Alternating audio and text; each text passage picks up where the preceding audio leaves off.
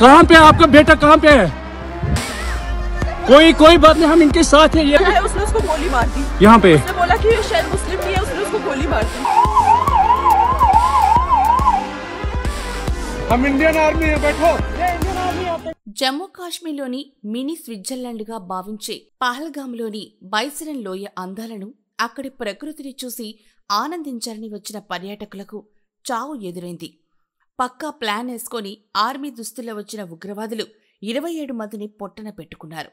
మరో 20 మంది ప్రాణాల కోసం చావు బ్రతుకుల మధ్య ఆస్పత్రుల్లో పోరాటం చేస్తున్నారు. కాశ్మీర్ అందాలను ఆస్వాదించాలని వచ్చిన ఆ టూరిస్టులు అచేతన స్థితిలో పడిపోయారు.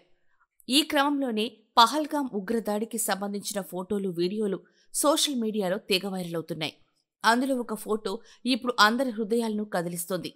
ఓ వ్యక్తి మరణించగా అతడి పక్కనే అతడి భార్య ఏడుస్తున్న ఫోటో ఇప్పుడు అందరి కంట కన్నీరును పెట్టిస్తోంది.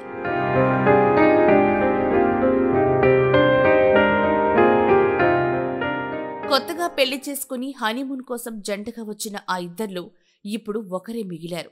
ఉగ్రవాదులు జరిపిన కాల్పుల్లో భర్త ప్రాణాలు కోల్పోగా ఆ మృతదేహం పక్కనే భార్య రోదిస్తున్న ఫోటో ఇప్పుడు వైరల్ కావడంతో ఇది అందరినీ కలిచివేస్తోంది. ఎంతో ఆనందంగా జరిగిన ట్రిప్ కొద్ది సమయంలోనే ఉగ్రవాదుల దాడి కారణంగా ఒక్కసారిగా తారుమారైపోయింది. హనీమూన్కి వచ్చిన తమపై దాడి చేశారని, తన భర్తను దగ్గర నుంచి కాల్చి చంపినట్లుగా మహిళ వణుకుతున్న గొంతుతో చెప్పింది. తాను అక్కడే కూర్చొని భేల్పూరి తింటున్న సమయంలోనే తన భర్త పక్కనే ఉన్నాడని, అంతలోనే ఓ వ్యక్తి వచ్చి తన భర్తను "నువ్వు ముస్లింవా" అని అడిగినట్లు చెప్పింది. అందుకు తాను ముస్లిం కాదని తన భర్త చెప్పడంతో కాల్చి చెప్పినట్లు ఆమె కన్నీరు మున్నీరైంది. భర్త శవం పక్కన కూర్చొని ఉన్న ఆ యువతి ఫోటో ఇప్పుడు అందరితో కన్నీరు పెట్టిస్తోంది.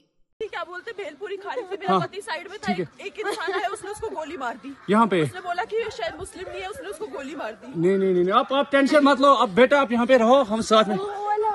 मैडम ये जो भहीद साहब है प्रेसिडेंट, आप टेंशन मत लो। मेरे पति को बचा लो। हम बचा देगा, कोई बात नहीं। बेहतर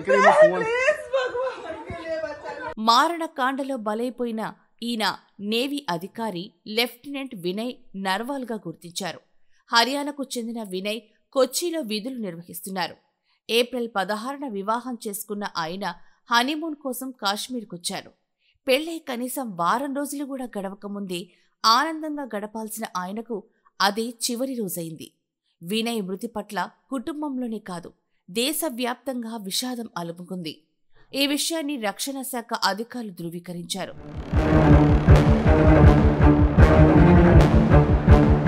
ఇక జమ్మూ కాశ్మీర్లోని పహల్గామ్లో జరిగిన ఉగ్రదాడిలో విశాఖ, హైదరాబాద్ వాసులు కూడా ఉన్నారు. విశాఖపట్నం వాసి విశ్రాంత బ్యాంకు ఉద్యోగి చంద్రమౌళి ఉగ్రదాడిలో మృతి చెందారు. పారిపోతున్న ఆయన్ను వెంటాడి మరీ చంపినట్లు సమాచారం. చంపొద్దని వేడుకున్న ఉగ్రమూకలు ఈ ఘాతకానికి పాల్పడినట్లు తెలుస్తోంది. అయితే చంద్రమౌళి మృతదేహాన్ని సహచర టూరిస్టులు గుర్తించారు. సమాచారం తెలిసిన వెంటనే విశాఖపట్నం నుంచి వాళ్ళ కుటుంబ సభ్యులు పహల్గామ్కు బయలుదేరి వెళ్లారు. ఆయన మృతదేహాన్ని ఎయిర్ ఇండియా ఫ్లైట్ ద్వారా ఈరోజు మధ్యాహ్నం 12 గంటలకు విశాఖకు తరలించనున్నారు.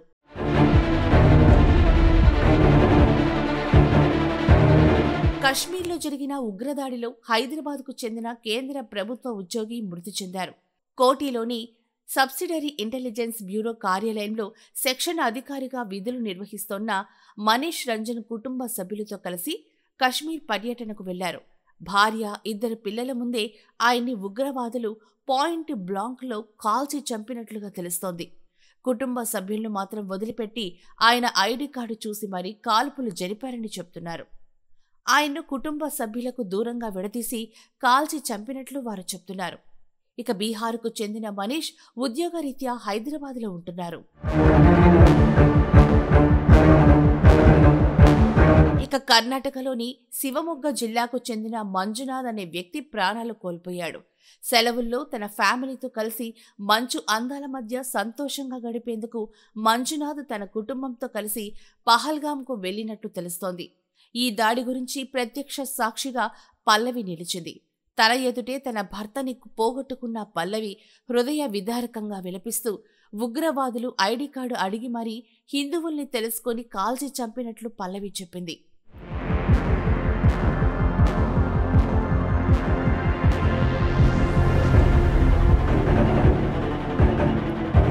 ఉగ్రవాదులు తన భర్తని చంపినప్పుడు నేను నా కొడుకుతో అక్కడే ఉన్నాను. నేను ఉగ్రవాదులకు మీరు నా భర్తను చంపారు, ఇప్పుడు నన్ను కూడా చంపండి అని అన్నానని పల్లవి చెప్పింది.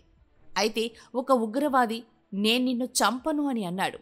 అంతేకాదు, మేము చేసిన దాడి గురించి మోడీకి చెప్పు, అందుకే నిన్ను విడిచిపెడుతున్నామని చెప్పాడు. ఉగ్రవాదుల దాడి తర్వాత స్థానిక ప్రజలు మాకు సహాయం చేయడానికి వచ్చారు. 3 స్థానికులు క్షతగాతుల ప్రాణాలను కాపాడారని ఆమె చెప్పారు.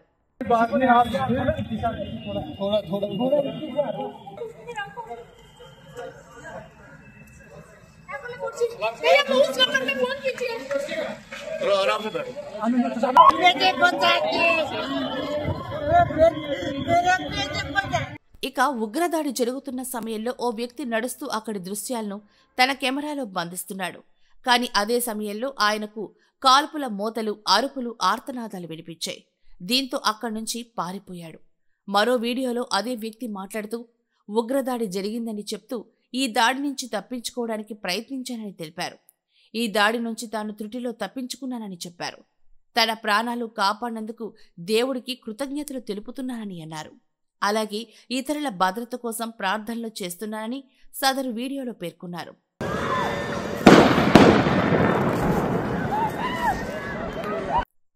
జమ్మూ కాశ్మీర్ పహల్గాం జిల్లాలో బైసరన్ ప్రాంతంలో దేశ విదేశీ పర్యాటకులు పర్యటిస్తూ ఉంటారు.